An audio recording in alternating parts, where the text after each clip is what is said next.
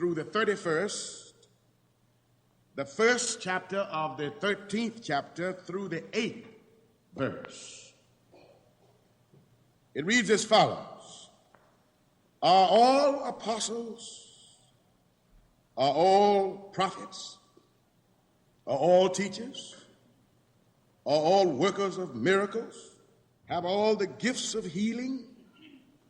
Do all speak with tongues? Do all interpret? But covet honestly the best gifts. And yet I show unto you a more excellent way.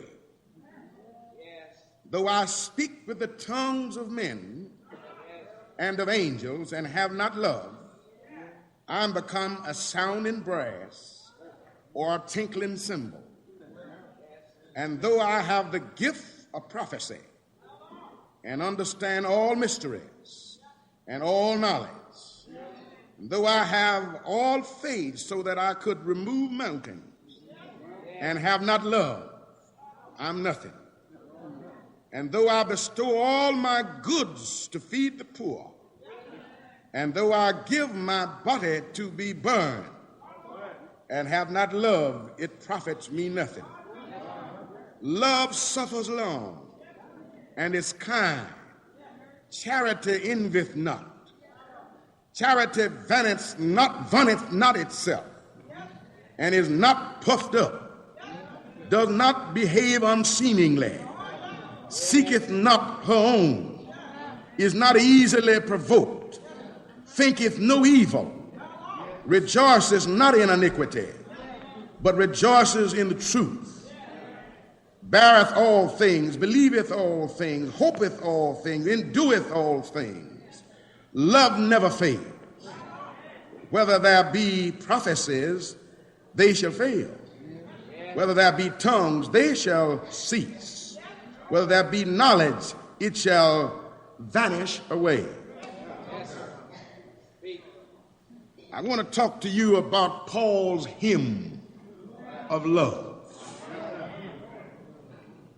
Paul's hymn of love.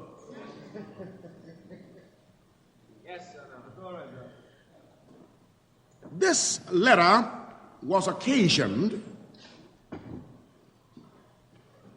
by an incident,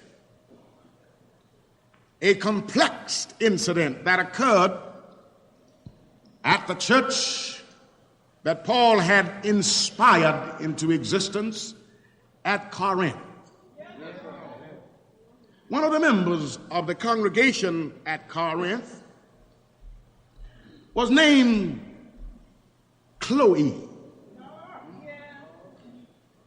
She and some other companions went to Ephesus, where Paul was engaged in an evangelical meeting. And they told Paul some of the things that was going on in Corinth, where he had recently been preaching. They told him that some of the people had lost faith, had grown weak, and had begun to criticize the man who called them to Christ. They told him that the Lord's Supper had become an open scandal, where some of the members took big baskets of food and great quantities of wine to this communion celebration.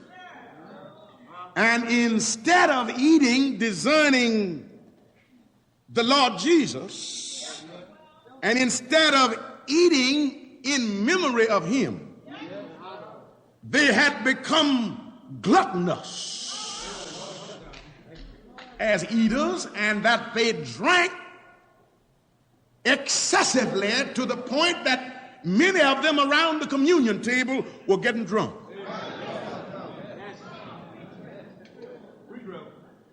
They told him that some of them had gone off after the eloquence of Apollos. Some called themselves Apollos' disciples. Some said that they were followers of Peter. Some said that they were still loyal to Paul. And some said that they were getting their visions and inspiration direct from Christ himself. They said to Paul that they are disturbed on other things too. The question of marriage seems to be a difficult thing to settle down there. And then the question of the resurrection poses a perplexing problem among many things. However, some of them were also confused about speaking in tongues. And some of them, it seems, were giving emphasis to the wrong thing. Those who were swept by the eloquence of Apollos were kind of Grecian in their taste and in their appreciation. For the Greeks loved and praised and honored the man who was an orator, who could speak like Demosthenes. The Greeks loved a man who had a great command of words and who spoke with eloquence dripping from his lips like honey from the comb of bees. I don't believe you praying with me. And some of them bragged that they were prophets. Some of them bragged that they were mystics. Some of them bragged that they had the gift of healing. Some of them bragged that they were great speakers, that they themselves were eloquent. But Paul said, now, you have the emphasis in this connection on the wrong thing. It's all right to heal. It's all right to speak in tongues.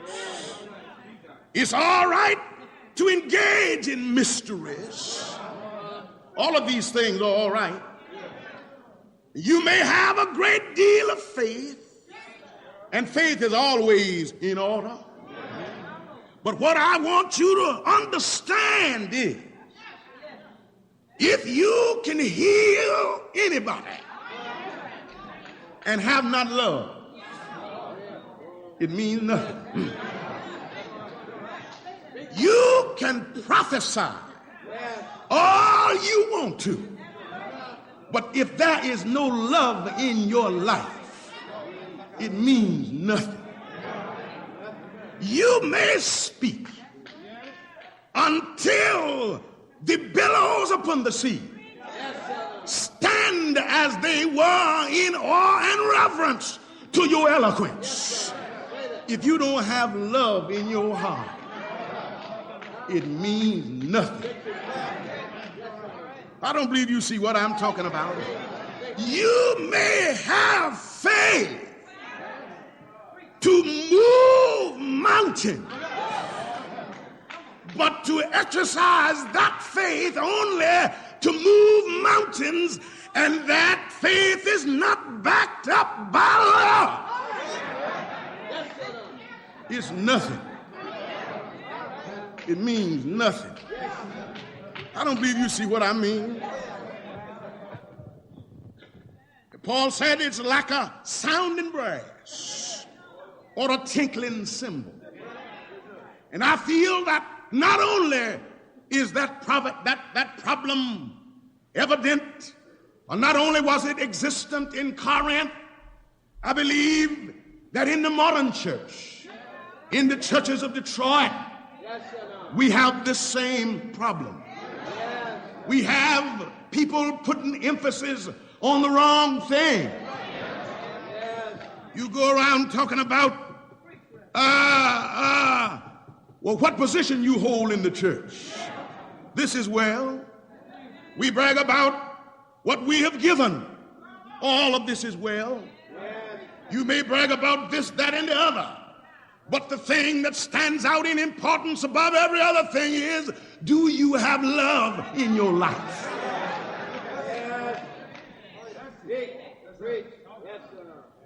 It's sad to say, but there are many loveless Christians.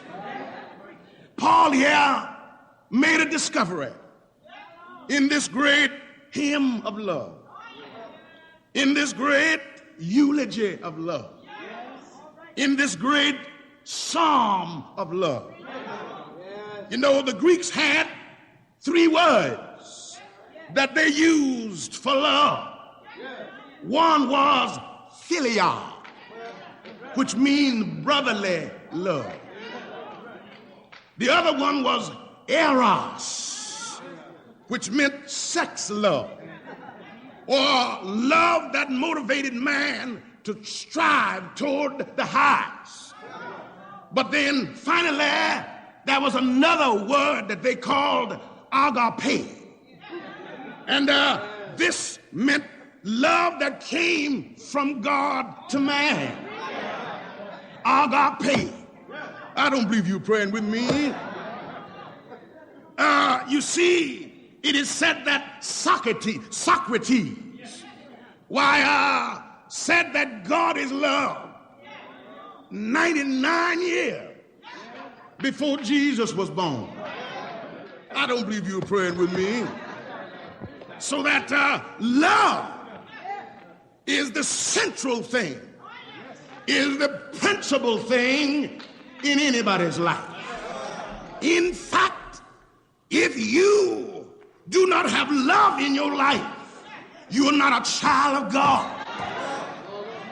For God is love.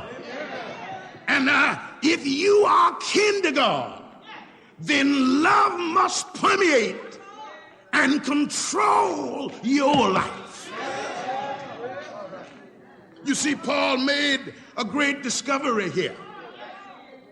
Paul discovered that God is not only love, but love is at the heart of the universe. That the universe survives because of the principle of love. For you see, love sustains the universe. For love protects the universe. And love upholds and undergirds the universe.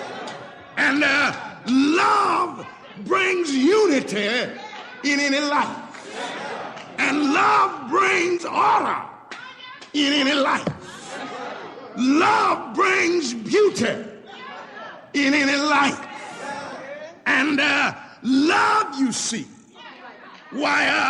is that positive force which makes for good in the world and in every life. You see, Paul discovered that there are 2 contending forces in the universe. One of the forces is love, and the other one is evil. You see, evil creates disunity, and evil creates disorder, and evil creates all of those negative forces and influence. But evil is deceptive and sometimes very attractive. No wonder the writer said something to the effect, there is a way that seems right, but the end thereof is death. So that evil is decadent, and evil ultimately leads to death. Now, automatically and inescapably, we identify ourselves with one or the other of these forces.